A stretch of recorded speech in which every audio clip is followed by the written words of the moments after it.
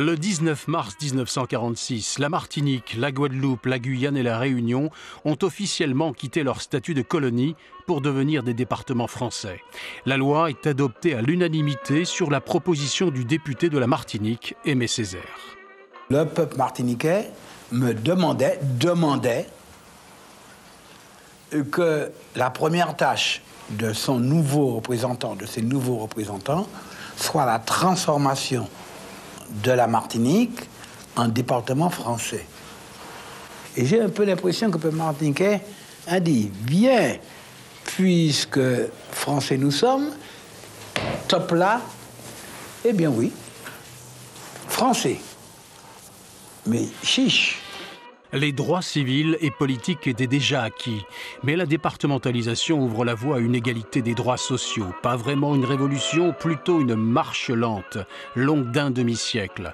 L'ensemble des prestations familiales sera progressivement aligné sur celles de l'Hexagone qu'à partir des années 70. Le montant des allocations de logement familial et social est calculé en fonction du nombre d'enfants, mais il est plafonné à 6 en Outre-mer.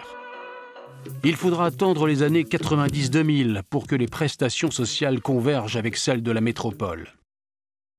Pour la députée de la Réunion, Nathalie Bassir, il est grand temps de mettre fin à ces exceptions, d'où sa proposition de loi de redépartementaliser l'outre-mer. Concernant le RSA, nous avons quand même pu remettre à niveau parce que pendant très longtemps, nous n'avons pas eu le même montant. Au niveau des allocations logement, je crois qu'il y a encore des efforts à faire.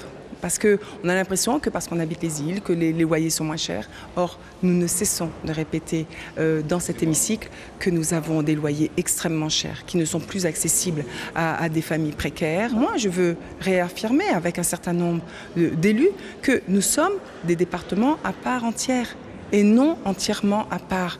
Et parmi ces exceptions, il y a Mayotte. L'égalité des droits dans le 101e et dernier département français depuis 2011 est encore lointaine. Revenus de solidarité active, allocations aux adultes handicapés, primes d'activité. Les habitants de l'île ne perçoivent que la moitié du montant versé en Hexagone.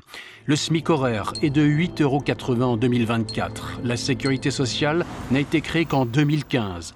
L'aide médicale d'État n'existe pas et le système de retraite autonome en vigueur depuis 1987 y est moins favorable. La proposition de loi de Nathalie Bassir sera discutée en commission des lois le 5 juin et débattue en séance publique le 13 juin prochain.